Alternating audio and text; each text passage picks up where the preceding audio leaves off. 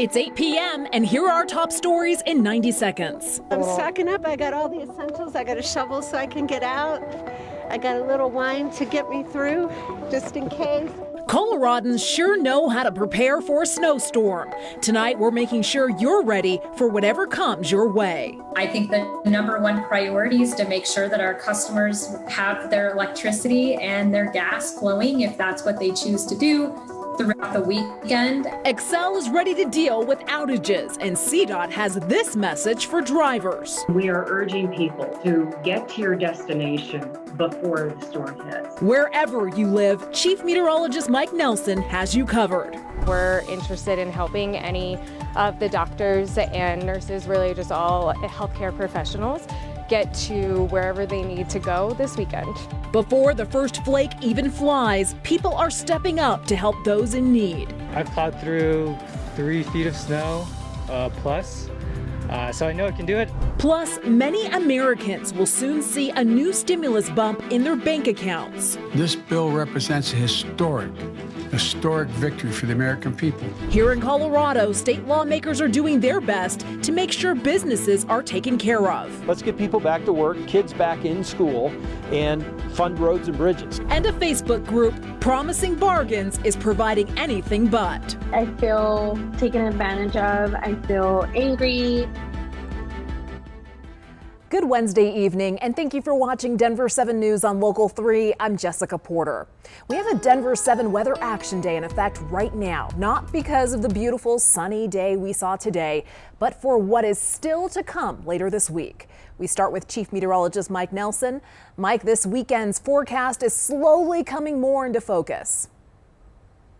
Yes, it is, Jessica, and it looks like we'll get a good snowstorm out of it, especially Saturday and Sunday. So we still have almost 2 days to get ready for this. The storm has now come on shore in California. It's east now of San Francisco. It's about 850 miles away from Denver. And now that it's on shore, we get a little better handle on how it develops as it moves across the Great Basin, the Wasatch Mountains, and eventually into Colorado. At the present time, some rain showers out on the eastern plains, a little bit of snow in the mountains. Winter storm watch in effect for most of the Denver metropolitan area, and the Northeast Plains goes into effect Friday and continues into early Monday morning. Not much happening out there tonight, and I don't expect much for tonight. Scattered showers moving off to the east of us. We shouldn't have any troubles tomorrow morning, and really until late Friday for the main event for this storm. So we still have about 48 hours before this thing really gets rolling.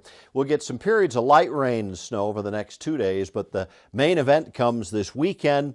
And along the I-25 corridor and to the mountains to the west, 1 to 2 feet of snow. A few spots could see quite a bit more than that. I'll share those details with you in just a few minutes. Thank you, Mike.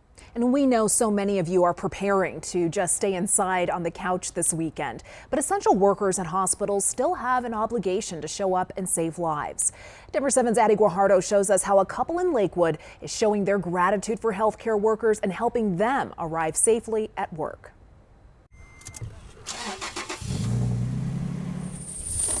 It's not your average SUV. You can turn on the air and engage front and rear lockers that allow the tires to spin and get traction on all 4 wheels. It's a beast.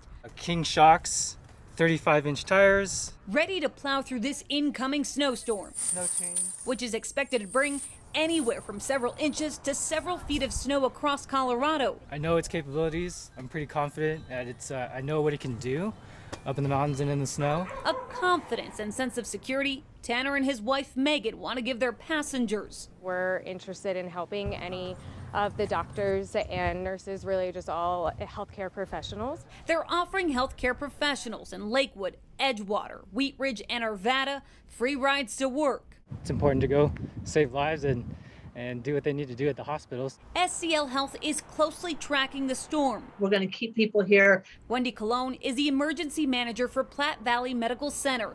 She says a plan is in place. For our doctors and nurses, we're having them plan ahead of time and actually come and stay at the hospital so that we're not adding to the traffic that's on the roads. Essential workers will sleep at the hospital, and backup generators are ready to keep the power on.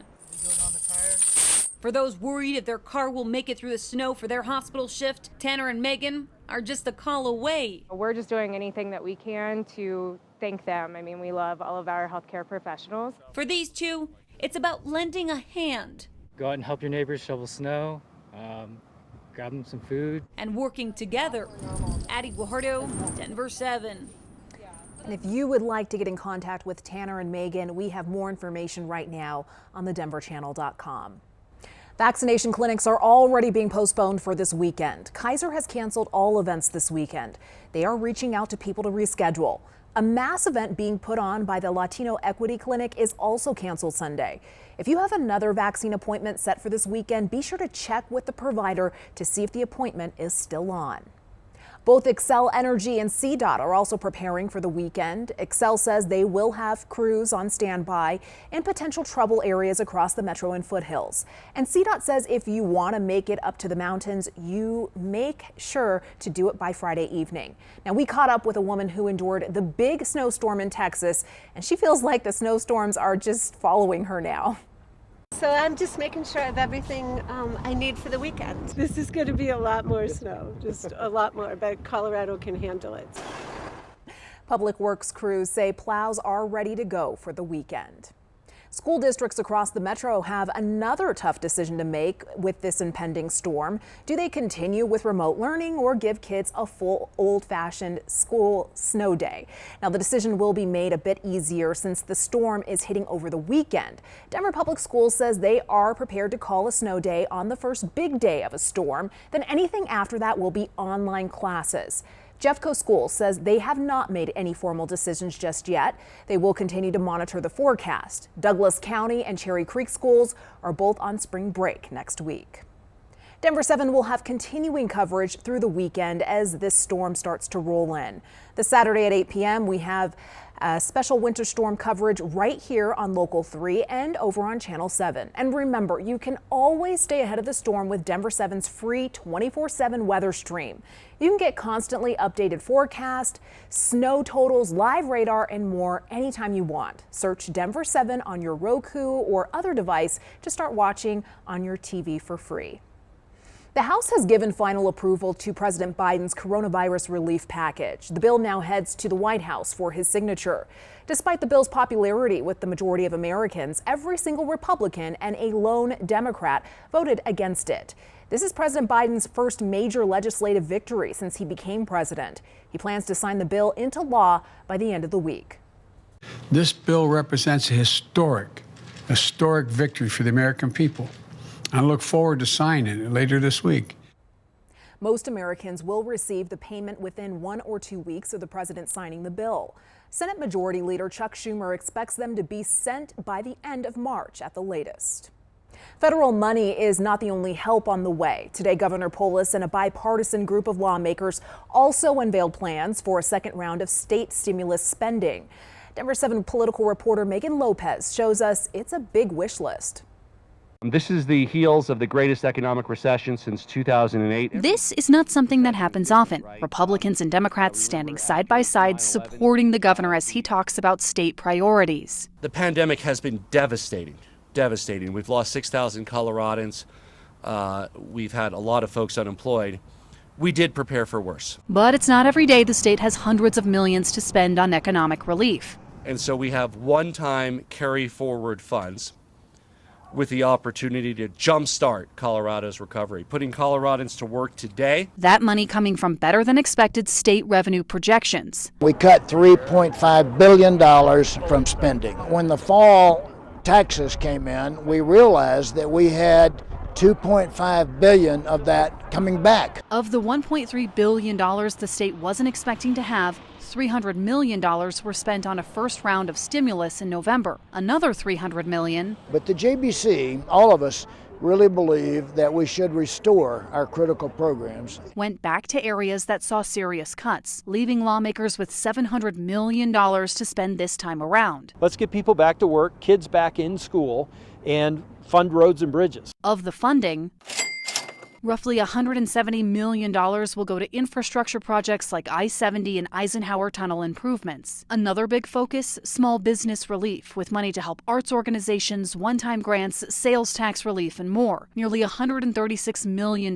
there. Schools will also see help, and funding will go to rural areas and getting people back to work. It's the most unique opportunity I've seen the legislature have to help address the needs that Colorado has right now, instead of thinking through legislative programs that are kind of ongoing. A lot of money and a huge opportunity for Republicans and Democrats to come together to help Colorado recover. Megan Lopez, Denver 7. For instance, the Converse shoes. They're normally like $70 in the store. She's selling them for $20.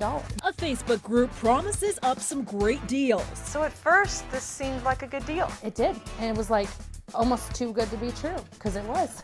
But these bargains turned out to be a bust. She took advantage of a lot of people. It's a Denver7 weather action weekend as heavy storms are going to come in with a lot of snow for Colorado. Storm is still about 800 miles away, but it's coming our way. And coming up later, you could need a new form of ID before your next trip. It's really just using your phone in a way that we hope will simplify things. What will it take to create vaccine passports?